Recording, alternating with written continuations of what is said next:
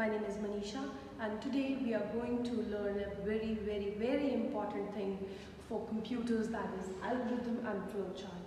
But before we understand anything, I have a simple questions for you all. The first question, when we solve any sum in mathematics, do we randomly solve it or do we follow a process?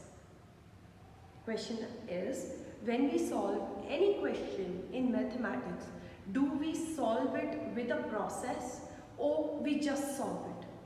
Second question, when you cook something, if not you, if your parents cook something or your mother, your elder sister, she cooks something, how does she think of cooking it? Is it like she goes to the kitchen and just then randomly make it? Or we follow some steps? Both the answers are the same, that we follow a particular process. Yes, when we follow a process, it is mentioned as an algorithm in computers.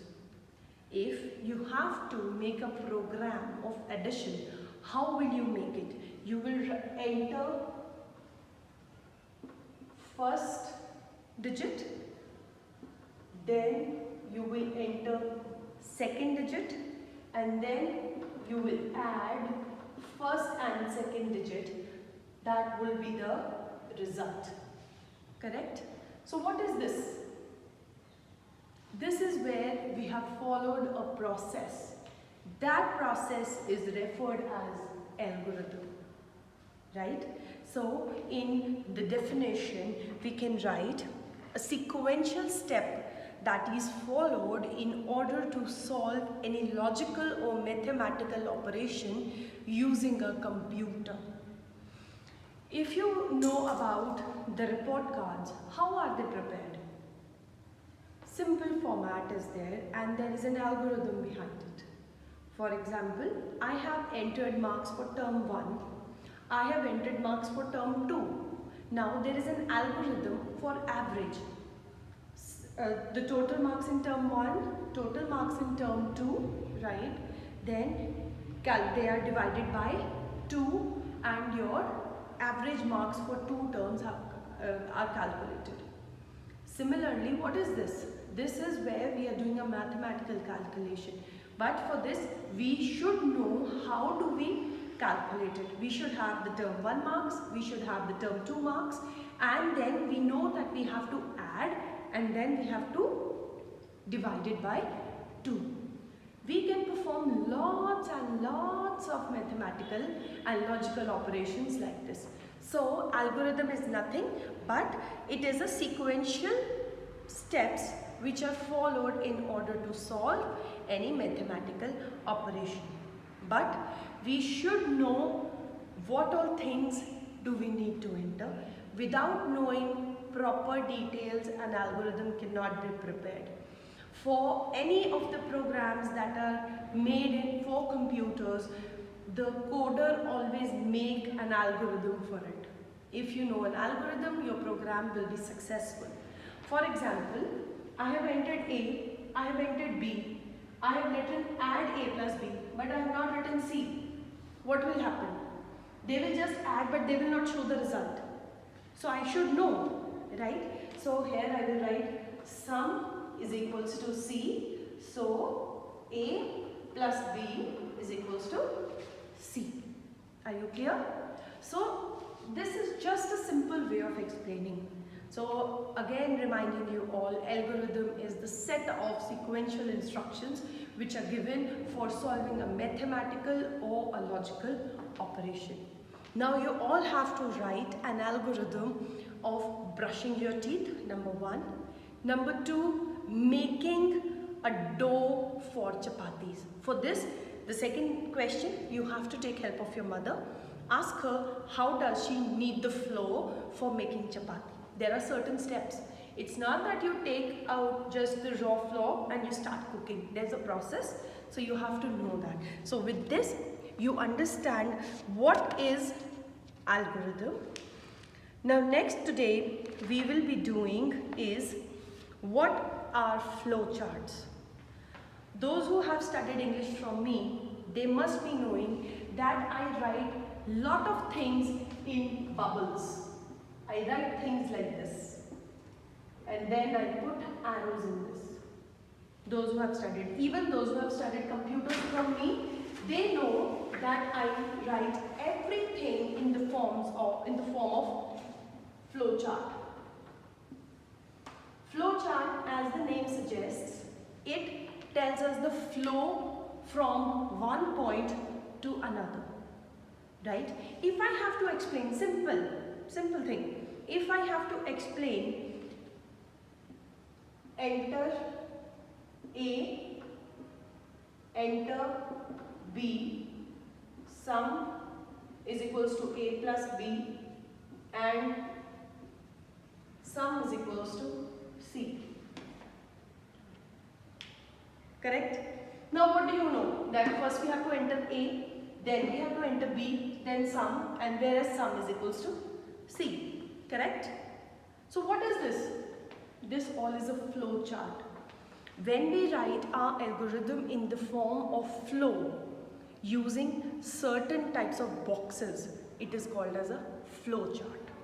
Right? There are numerous types of flow charts which we will be learning. So let's understand different blocks or different kind of boxes that are required for preparing a flow chart. Number one is this box, an oval box which is used to mention start or stop. Whenever we write a flow chart, we always have to start it and we always have to stop it. For example, I am going to generate a flow chart for making a cup of tea. So for that, what will be my first step? I will write start. Then what will be my second step? That will be shown with the help of flow lines. Like after this, my next step, the next flow is my input. What all things do I need? You remember I have written enter A and enter B, they are our inputs. So it is a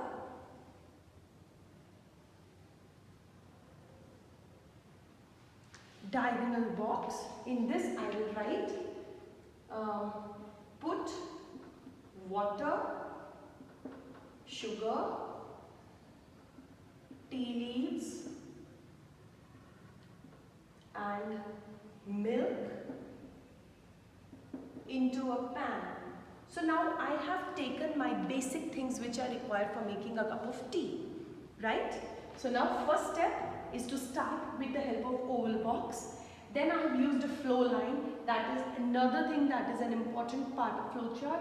I have said that after this I will need some inputs, and those inputs are water, sugar, tea leaves, milk and a pan. Now after this, what will I do? I have put all this in a pan. That will be my process, my next flow. This is a rectangle.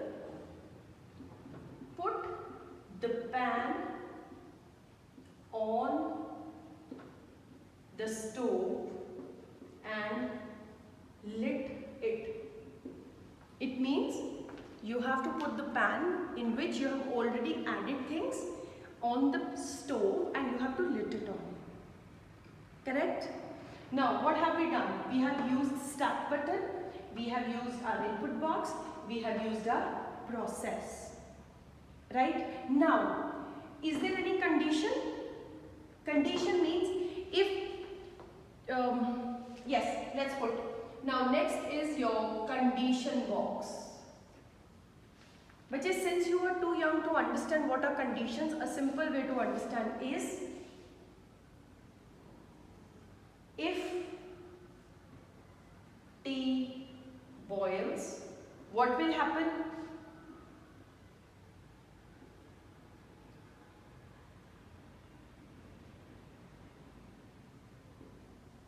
Switch off the gas and another. This is yes condition, and similarly here is no condition. Keep on boiling it. Do you understand? This is very simple. You have to basically try and understand how these different boxes play.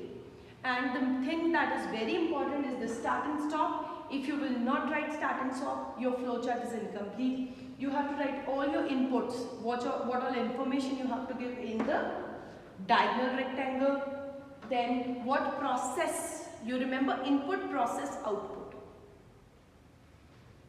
Process will be in the rectangular box. Then we have conditions. It is not important to use conditions everywhere. Conditions could be there and it could not be there. If it is a condition, then you have to put a dimension. Flow lines we have already done, and next is the connector. Connectors are basically used to connect one or more than one flowcharts with each other. I hope now you are clear with these things. Rest, we will continue in the next period with our next video, in which we will be taking the sum of two digits. Till then, please go through the video again and come back soon.